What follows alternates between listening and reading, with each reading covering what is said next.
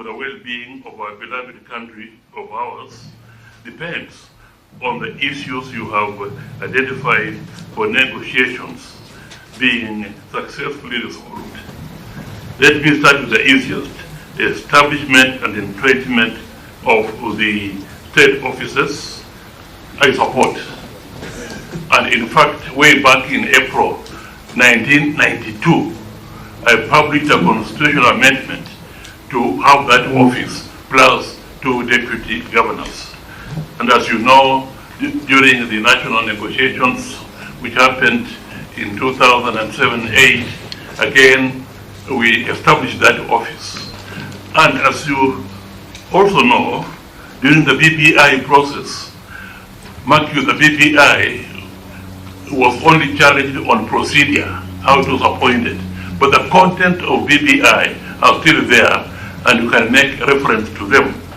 And the BBI, we did draft a constitutional amendment, and if you look at Article 107A, there we have provided for leader of opposition. And if you look at Part 2A, there we have provided for the post of Prime Minister and Deputy Prime Minister, which of course now is Prime Cabinet Secretary. Outstanding issues. Article 43 of the Constitution. Article 43 of the Constitution gives us economic and social rights.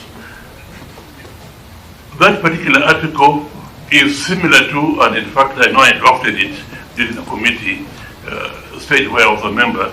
We borrowed from the International Covenant on Economic, Social and Cultural Rights. Therefore, the first thing which is important on that is to recognize that the primary responsibility to realize these rights lies on the government. A democratically elected government would have been voted into office on the basis of the manifesto and the pronouncement of its leaders on the policies and programs they would put in place to realize these rights once elected. The second point to take into account is that it is accepted that these rights are not immediately achievable due to the many reasons, including insufficient resources. Therefore, the responsibility on the shoulders of the government is to achieve these rights progressively. And there, the word progressively has been used both in our Constitution, Article 21(2) of the Constitution, if you read it, and also in the International Covenant on Economic, Social and Cultural Rights, to which Kenya is a party. So, it is there. The number one issue, as you know, in Kenya today is the unprecedented high cost of living, which is causing unbearable suffering, misery, anxiety, and hunger among the populace in Kenya. As a prominent church leader has stated, we are strangling the lives of the poor Kenyans. History is replete with examples where people in countries facing a national crisis come together to fight the threat. Mwalimu Julius Nyerere used to say that just as in UK, for example, everybody came together to face the threat to the nation caused by Germany, which led to the Second World War. So we in Africa are in a state of war, and it is a war against ignorance, poverty, and disease. And this war can only be won if we all come together.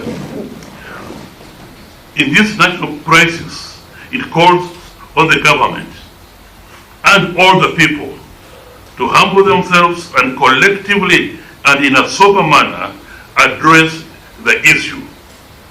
I am therefore suggesting to this National Dialogue Committee that a national consultation on the national economic crisis be convened to come up with recommendations not only to ameliorate the high cost living costs, but also make people better understand the bitter medicine and hard decisions that must be taken to put the economy on the right track.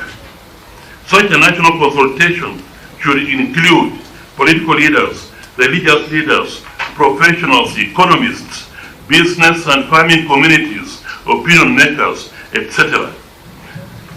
The national consultation should be convened immediately a report is approved by Parliament.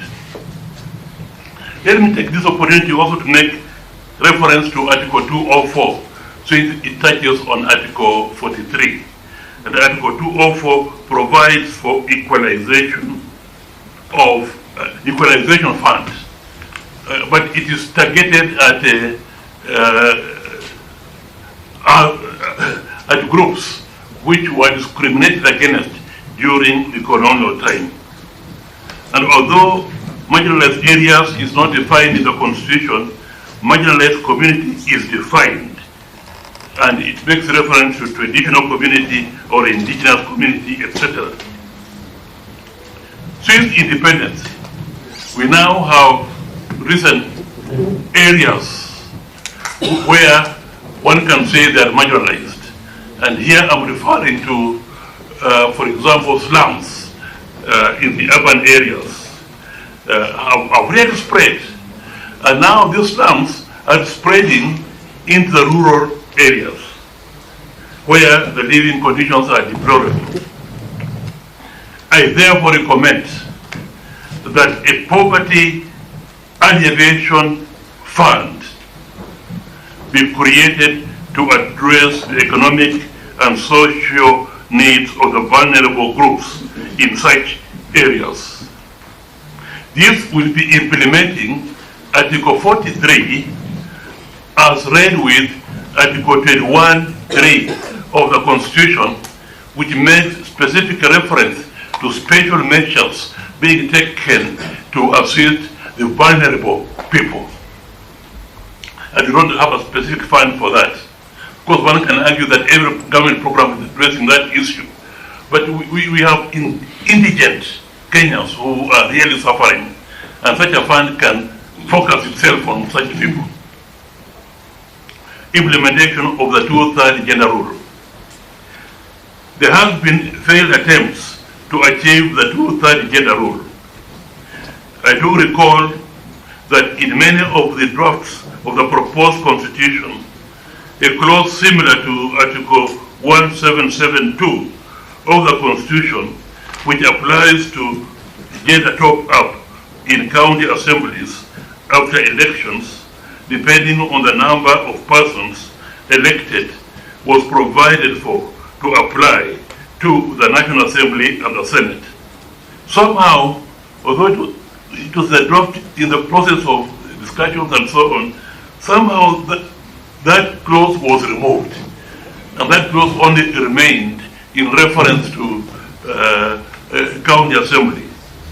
I just recommend that an article similar to Article 1772 be reintroduced to apply to the National Assembly and the Senate.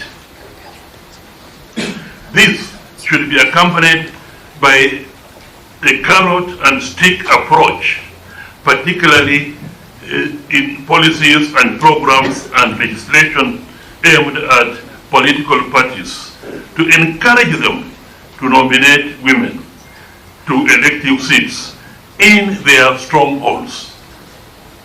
This will aim at having more women elected parliamentarians so that the top-up figure will be reduced and in the long run, hopefully eliminated. Electoral justice and related matters, restructuring and reconstitution of IEBC. This is a complex issue which demands that we think out of the box. This country has had basically three ways of appointing commissioners. The first is the government-controlled commission. Up to May 1992, the Electoral Commission was basically under the government. The Electoral Commission had, in fact, by a legal notice, delegated its constitutional function of conducting or supervising elections to the Attorney General, who had an officer in his office called the Supervisor of Elections, who in turn appointed district commissioners as returning officers. And when I became Attorney General, I was basically also now the chairman of the Electoral Commission. I was in charge of the elections in this Republic of Kenya. But I can tell you that I revoked that legal notice and restored the function of conducting elections to its rightful place, although the President continued to appoint the commissioners. Just before I revoked the legal notice, I was surprised when I was invaded in my office by all the opposition political parties and the leaders at around 6:37 p.m. as I was working. And I believe they came because of the Attorney General, but also because I was the person in charge of elections. They came with their key supporters. I don't know whether I can, some of this, no, I think most of you are young, not to have been among the key supporters at that time. I can't think. I think a lot of shock. I think the only one who may qualify is. I don't think I was. This is a timely and godly hour. After the war was serious, I was treated in Moi University, I think, at that time, or maybe some private school in Mombasa. This was now in May of 1992.